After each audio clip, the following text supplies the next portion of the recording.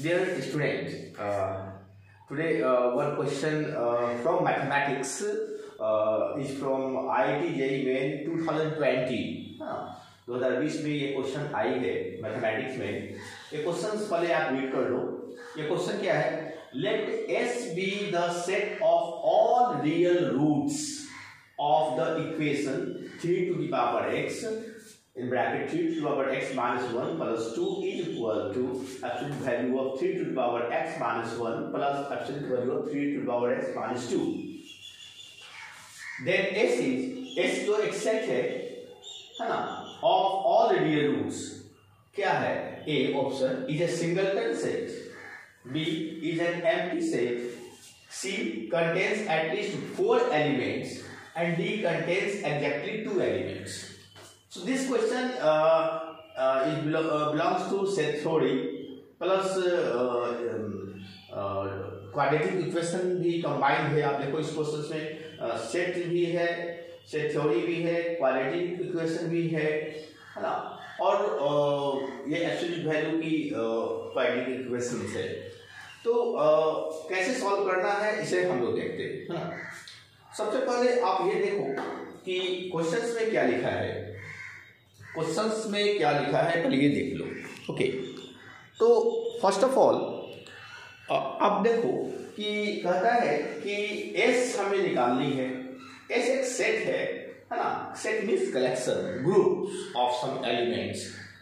ऐसे एलिमेंट तो एक प्रीडिफाइंड एलिमेंट्स होती है ना, कुछ रूल को फॉलो करने वाली एलिमेंट्स होती है ना। तो वेल डिफाइंड एलिमेंट्स। तो set any set is defined as the well defined group of या collection of well defined elements। तो यहाँ S जो है कुछ एलिमेंट्स का, वेल डिफाइंड एलिमेंट्स का एक ग्रुप है, सेट है। वो सेट में कितने एलिमेंट्स है? वो एक एलिमेंट है तो सिंगलटन। एम्प्टी मतलब एक भी एलिमेंट नहीं है, कम से कम 4 एलिमेंट वाले हैं या एग्जैक्टली 2 एलिमेंट, ये हमें सर्च करनी है। तो सबसे पहले इसके एलिमेंट्स को सर्च करते हैं। क्या कहता है? Set of all real roots of this equation. अब इसकी रियल रूट्स हमें निकालनी है। तो इसकी रियल रूट्स मतलब real, not imaginary, mind it real होनी चाहिए। तो सबसे पहले हम क्या करते हैं, टू सिंप्लीफाई दिस एक्सप्रेशन हम 3 टू द पावर x को कुछ मान लेते हैं। मान लो कि ये 3 to power x is equal to p है, हम इसको p मान लेते हैं। तो हम इसको ऐसे समझते हैं, let 3 to the power x is equal to p। अभी देखो p, एक चीज याद रखना कि any number to the power कोई भी वैल्यू रखते हैं तो ये कभी भी निगेटिव नहीं होता है ना। You must know 3 to power x कभी भी निगेटिव नहीं होगा। कोई भी वैल्यू x पर रख दो, माइनस प्लस कुछ भी रख दो, रियल नंबर रखना है लेकिन, है ना। x को रियल नंबर ही रखना है क्योंकि हमें रियल रूट्स फाइंड करनी है ना। तो x का जो रूट्स वैल्यू होगा वो रियल होना चाहिए। तो अगर x कोई भी रियल नंबर रख दो, चाहे वो पॉजिटिव नेगेटिव एनी नंबर रख दो, कभी भी इसकी वैल्यू नेगेटिव नहीं होगी। इसका मतलब है कि ये जो p है ये हमेशा 0 से बड़ा ही होगा, है ना। p जो है हमेशा 0 से बड़ा ही होगा, है ना। कभी भी वो 0 भी नहीं हो सकता है। बहुत इंटरेस्टिंग बात है ना। 0 भी नहीं हो सकता है, इट्स वेरी इंटरेस्टिंग थिंग। तो 0 से बड़ा ही होगा। और ये एक चीज और समझ में आना चाहिए आपको कि x जो है, and x is always element of real number. हाँ, x को हम रियल नंबर ही हम मान के चलते हैं, राइट। तो ये तो बेसिक वाले मैंने मान लिया कि x जो है मेरा रियल नंबर है ना। और दूसरा ये इसको मैंने 3 और x को p मान लिया ताकि मेरा एक्सप्रेशन सिंपल हो जाए। तो उस हालात में मेरा एक्सप्रेशन क्या बनता है? अब सबसे पहली बात तो ये है कि हमारा जो एक्सप्रेशन हो जाएगा, ये एक्सप्रेशन कैसा हो जाएगा? Therefore, the given expression इसको p मान लेते हैं तो ये हो जाएगा मेरा p in bracket p minus 1 plus 2 is equal to absolute value p minus 1 plus p minus 2। Okay, अब सबसे इंपॉर्टेंट बात, ये जो एब्सोल्यूट वैल्यू है, यू नो वेरी वेल कि इसका मतलब क्या होता है कि इसके अंदर प्लस हो या माइनस हो, पॉजिटिव वैल्यू हो या नेगेटिव वैल्यू हो, इसके बाहर जब आएगा तो वो हमेशा पॉजिटिव बन के आएगा। इसके अंदर अगर पॉजिटिव हो या नेगेटिव कोई भी नंबर हो, ये बाहर आएगा तो हमेशा पॉजिटिव नेगेटिव होगा, पॉजिटिव ही बन के आएगा। तो दिस जो एब्सोल्यूट वैल्यू की जो सिंबल है ये हमेशा पॉजिटिव बना देती है किसी नंबर को, है ना। ये very straightforward, you must know very well.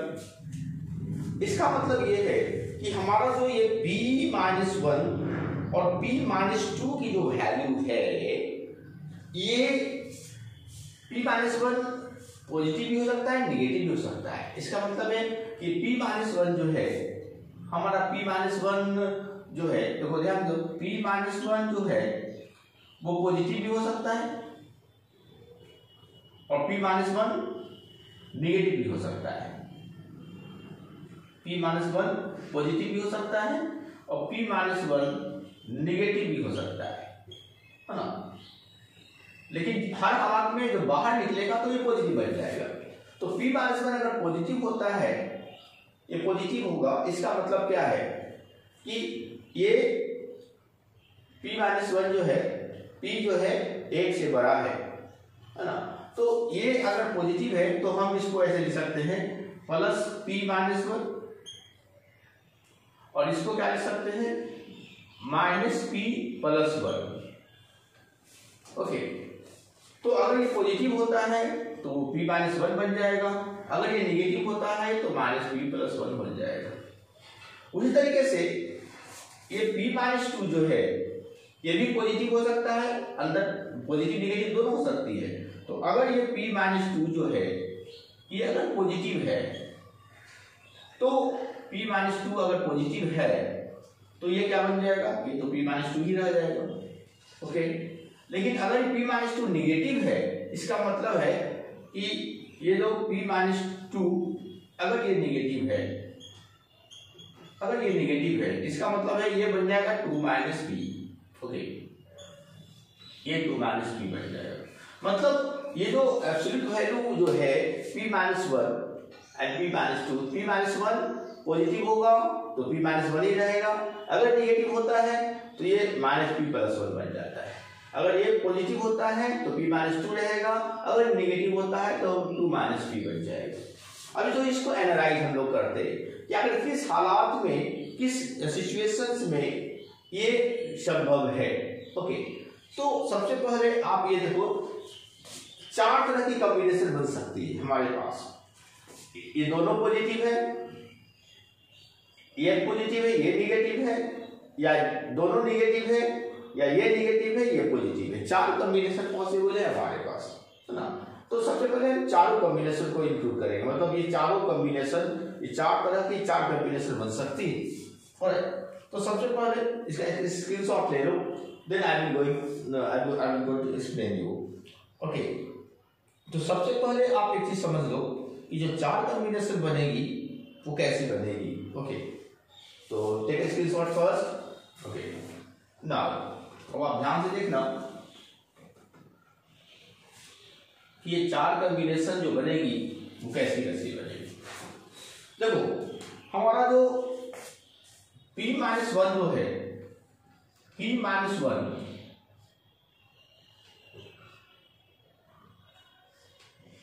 और p-2 क्या क्या पॉसिबल हो सकता है।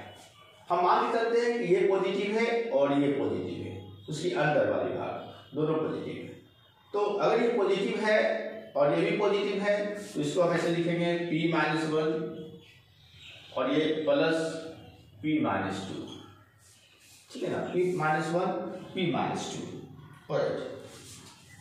अगर ये भी हो सकता है, ये पॉजिटिव है, p-1 है, लेकिन ये नेगेटिव है, ये नेगेटिव है का मतलब 2 - p प्लस 2 - p। चलो ठीक है। तीसरा कॉम्बिनेशन क्या हो सकता है, ये नेगेटिव है तो -p+1 और ये पॉजिटिव है तो ये प्लस p-2। और चौथा क्या हो सकता है, ये नेगेटिव है माइनस पी प्लस 1 और ये भी निगेटिव है प्लस 2 माइनस पी। चलो अभी चारों कॉम्बिनेशन को जरा हम लोग स्टडी करते हैं कि आखिर पी की वैल्यू क्या होगी, ये संभव होगा। लेट अस सी। सबसे पहले p माइनस वन पॉजिटिव है और ये भी पॉजिटिव है, दोनों पॉजिटिव है। इसका मतलब है दोनों पॉजिटिव है का मतलब क्या हुआ कि p जो है 1 से भी बड़ा होगा, p 2 से भी बड़ा होगा, p 1 से भी बड़ा होगा और p 2 से भी बड़ा होगा। तो इसका मतलब क्या हुआ, p 1 से भी बड़ा होगा और p 2 से भी बड़ा होगा, मतलब नेचुरली है कि p 2 से बड़ा होगा। तो ये कहता है, इसको सॉल्व कर दो पहले। तो इसका ये तब संभव है जब p जो है वो 2 से बड़ा होगा, तभी दोनों संभव है। दोनों पॉजिटिव तभी होगा तब p 2 से भी बड़ा होगा और 2 से बड़ा होगा तो ऑटोमेटिकली 1 से बड़ा होगा। सिंपल, कोई बड़ी बात नहीं है। उसके बाद आप देखो कि ये पॉजिटिव है और ये निगेटिव है, ये कब से पॉसिबल होगा? ये पॉजिटिव है मतलब p जो है 1 से बड़ा होगा और ये निगेटिव है ना, तो इसका मतलब है कि p जो है 2 से छोटा होगा, है ना, 2 से छोटा होगा। तो p जो है 1 से बड़ा होना चाहिए, 2 से छोटा, बराबर भी चलेगा, बराबर भी चलेगा। तो हम लिख सकते हैं इस केस में p जो है 1 से बड़ा होगा एंड साथ में p जो है 2 से छोटा होगा या बराबर होगा। तो ये संभव है, ये पॉसिबिलिटी है। Okay okay. उसके बाद आप ये देखो, ये नेगेटिव है, मतलब ये नेगेटिव कब होगा? जब p जो है 1 से छोटा होगा, p 1 से छोटा होगा और p 2 से भी छोटा होगा। तो नेचुरली है कि p जो है 1 से भी छोटा है तो नेचुरली 2 से छोटा हो ही जाएगा, कॉमन सेंस है। लेकिन यहां कहता है कि p जो है 1 से छोटा है, ये तब संभव है जब p निगेटिव है और ये पॉजिटिव है। ये तो संभव ही नहीं। p 1 से अगर छोटा होता है तो ये तो तभी संभव है जब p 2 से बड़ा होगा, मतलब ये जो है कॉन्ट्राडिक्टरी है। तो इसको मैं कैंसिल कर दूंगा, दिस इज नॉट पॉसिबल कि p जो है 1 से छोटा हो और साथ में p 2 से बड़ा भी होगा। तो ये कॉन्ट्राडिक्टरी है दोनों, इसलिए ये कैंसिल कर देंगे, ये हम पॉसिबल ही नहीं है।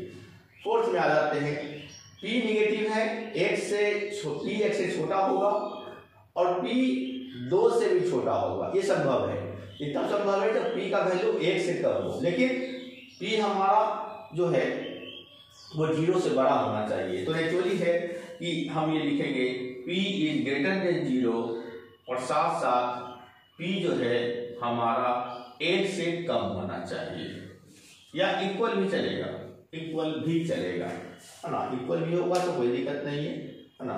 p कम तो हो जाएगा तो हमारा ये 0 हो सकता है। तो इन दिस केस आप ये समझो कि ये हमारी 3 कॉम्बिनेशन ही सक्सेसफुल हुई, ये चौथा कॉम्बिनेशन इम्पॉसिबल है।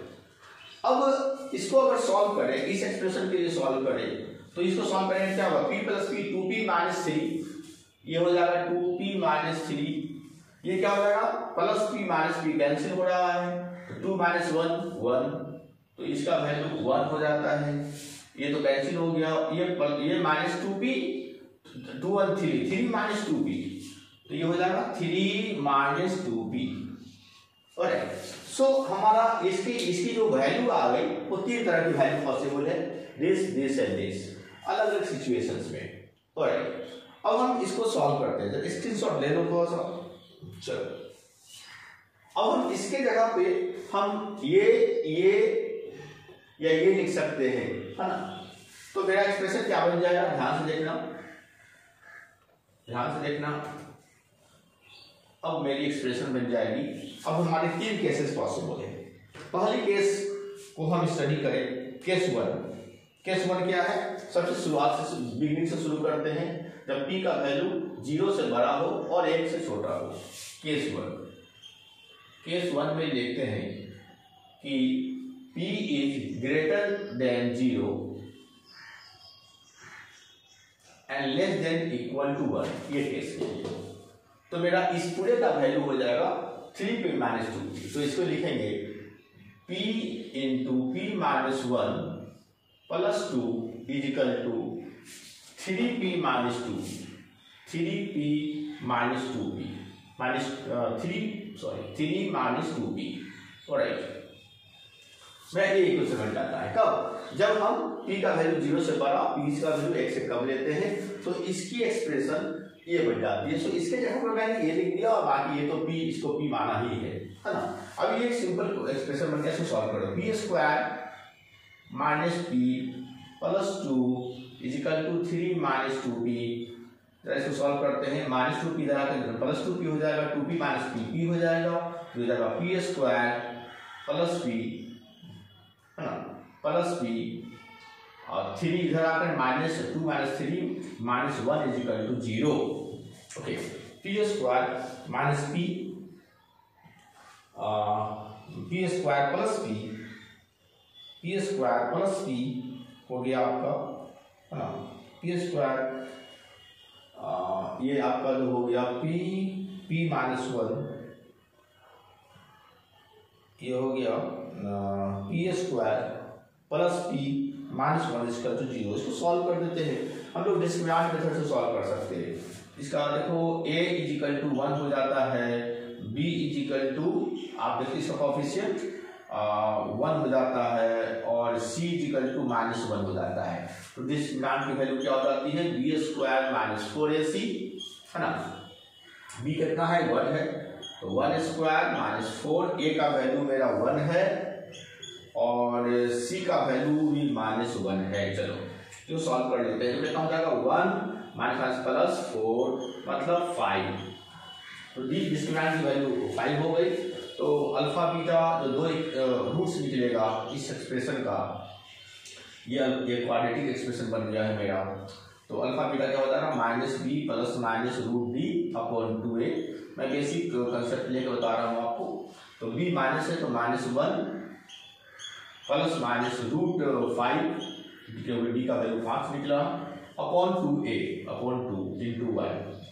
सो it happens minus 1 plus minus root 5 upon 2।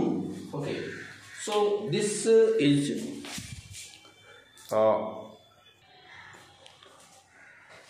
तो हमारे पास जो रूट्स है उसकी जो वैल्यू है वो -1 प्लस माइनस रूट 5/2 आया। अब आप एक चीज ध्यान दो कि इसमें जो वैल्यू है रूट 5 माइनस 1, रूट 5 की वैल्यू जनरली 2 से ज़्यादा होगी है ना। तो अगर हम ये माइनस लेते हैं, दोनों माइनस हो जाएगा और अल्फा बीटा p का वैल्यू माइनस आ जाएगा। p मतलब अल्फा बीटा का वैल्यू क्या है, एक्चुअली p का वैल्यू है, p का वैल्यू क्या है 3/x है ना, 3/x को ही p माना है ना। तो 3/x तो कभी निगेटिव हो नहीं सकता है, वो तो 0 से बड़ा ही होगा। इसका मतलब है कि इसके निगेटिव वैल्यू को हम इग्नोर करेंगे। तो ये माइनस वाला वैल्यू जो है दोनों माइनस नहीं हो सकता है, तो ओनली इसका लिखेंगे देयरफॉर एक्सेप्टेड जो सॉल्यूशन होगा, accepted solution is root 5 minus 1 upon 2 है ना। क्योंकि दोनों माइनस होगा तो अल्फा बीटा मतलब दोनों माइनस होगा तो p का वैल्यू माइनस होगा, p x है तो माइनस नहीं हो सकता है। So only one value is accepted here when in case 1 when p is greater than 0, p 0 से बड़ा होगा और ये इस केस में। चलो तो एक जो सॉल्यूशन हमारी मिल गई, एक सॉल्यूशन मिल गई। चलो इस सॉल्यूशन को हम रखते हैं, अब आगे बढ़ते हैं केस 2 के लिए है ना। इसका स्क्रीनशॉट ले लेना, राइट। अब केस 2 देख लेना। केस 2 में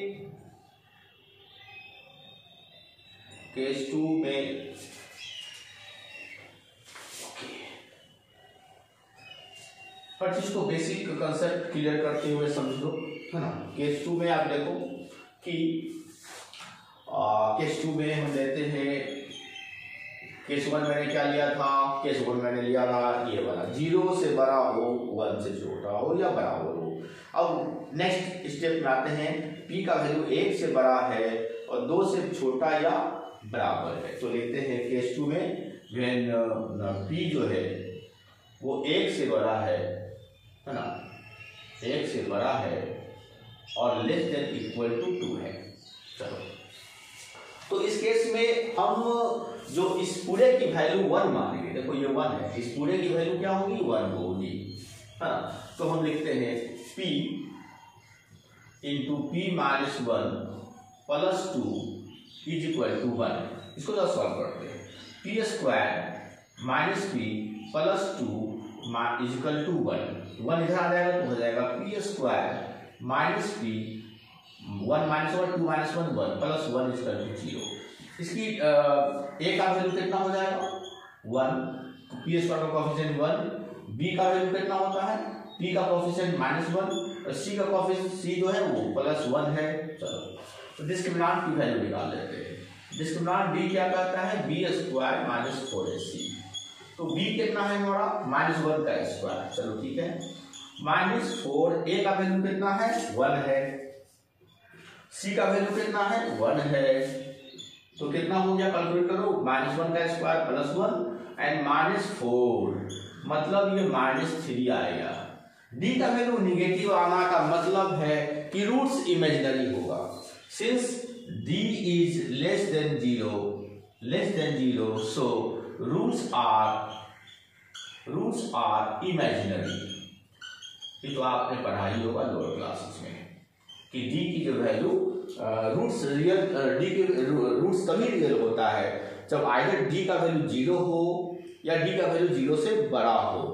जब d का वैल्यू 0 के बराबर होगा तो रूट्स रियल भी होगा और इक्वल होगा। अगर d का वैल्यू 0 से बड़ा होगा तो रूट्स रियल भी होगा और यूनिक होगा, मतलब डिफरेंट होगा, है ना। बट यहाँ पे d का वैल्यू निगेटिव आ गया, मतलब रूट्स इमेजिनरी होगा, हमें तो रियल रूट्स चाहिए होगा। सो इससे कोई सोल्यूशन नहीं निकला, इससे एक भी सोल्यूशन नहीं निकला। तो केस 2 इज हमें कोई भी सोल्यूशन नहीं दे रहा है। चलो इसका स्क्रीनशॉट ले लेना। अब हम केस 3 की बात करते हैं। केस 3 में देखो क्या है, केस 3 में क्या है, केस 3 में है p का वैल्यू 2 से बड़ा होना चाहिए। ये वाली केस 3 हर स्टेप को आप समझदारी से समझो। p का वैल्यू 2 से बड़ा है, ओके। अब p का वैल्यू 2 से बड़ा होगा तो इसकी जो सॉल्यूशंस मैंने लाया वो 2p-3 लाया, तो इसके जगह पर 2p-3 लिख देंगे और ये तो p है ही मेरा, तो लिखेंगे therefore p-1 plus 2 is equal to 2p-3 okay. अब हम इसको सॉल्व कर लेते हैं। p square minus p plus 2 is equal to 2p-3, सबको इधर ले आओ, तो p स्क्वायर माइनस p और प्लस 2p इधर आके -2p हो जाएगा तो -3p हो जाएगा, है ना। 2 माइनस -3 जाएगा +3 हो जाएगा तो 3 2 5 हो जाएगा इक्वल टू 0। चलो, तो a p स्क्वायर का कोएफिशिएंट a होता है ना, 1 लिख देते हैं। b p का कोएफिशिएंट -3 है तो यहाँ पर -3 लिख देते हैं और c का वैल्यू 5 हो जाएगा। अब डिस्क्रिमिनेंट की वैल्यू निकाल लेते हैं। d का डिस्क्रिमिनेंट का फॉर्मूला क्या होता है, b स्क्वायर माइनस 4ac, है ना। तो b स्क्वायर मतलब -3 स्क्वायर, तो -3 स्क्वायर लिख दो -4, a का वैल्यू कितना आया है 1, यहाँ 1 लिख देते हैं। c का वैल्यू कितना है 5, यहाँ 5 लिख देते हैं। तो सॉल्व कर लेते हैं। तो -3 का स्क्वायर क्या होता है 9 प्लस 9 और ये 4 5 या 20 -20, ओके। 20 - 9 -11। चलो देखो d का वैल्यू अगेन नेगेटिव आ गया, d is negative so no real roots. d is लिखेंगे since d is less than 0 so there are no real roots,